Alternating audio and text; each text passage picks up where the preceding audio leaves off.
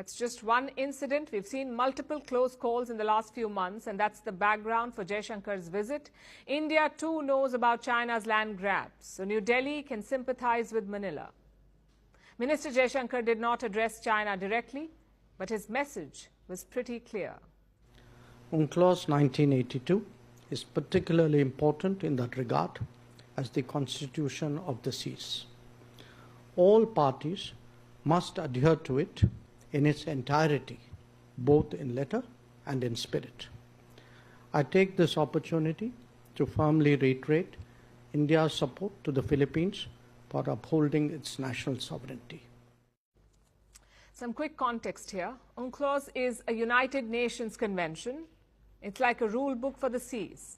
In 2013, Manila sued China under these rules. In 2019, a tribunal sided with Manila. It rejected China's claims over the disputed waters. Back then, India did not say very much. India just noted this UNCLOS verdict.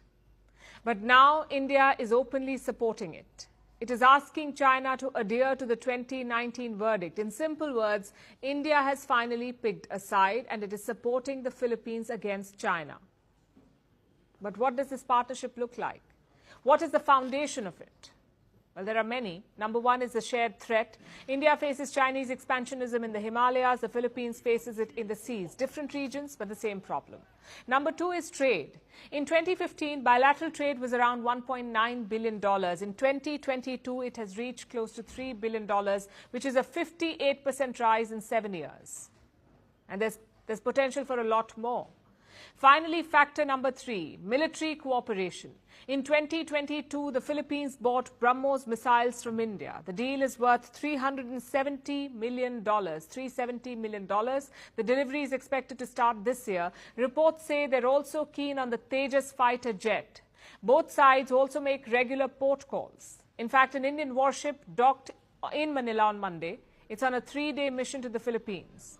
So there's a lot going for both sides. But the catalyst remains China. There's a common thread between their claims over Indian and Philippine land. India has no right to unilaterally develop Xiangnan, known as South Tibet in English, which belongs to China.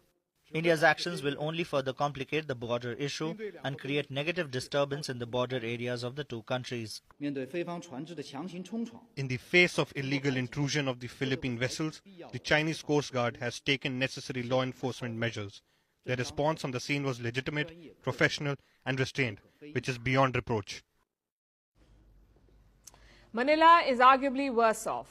They've summoned China's top diplomat in the Philippines, also lodged a diplomatic protest. But the good news is they have support. The US is backing Manila. The European Union is backing Manila. So are Japan and South Korea. Now, India is joining that same camp. It will help New Delhi project power in a new region. We saw evidence of that last year. India and the Philippines held joint drills in the South China Sea. It will also open up new economic frontiers. After all, Manila is a member of ASEAN, the Association of Southeast Asian Nations. So military and strategic ties with the Philippines could give India leverage. Of course, the downside is poking China. Beijing has criticized India's drills in the South China Sea. It has also asked New Delhi to respect its claims in the region. Now, Manila has a mutual defense treaty with the US. Washington has repeatedly promised to defend them, but India has no such backup. So while using China to build this relationship is okay, New Delhi must expand it, create a partnership that goes beyond Beijing.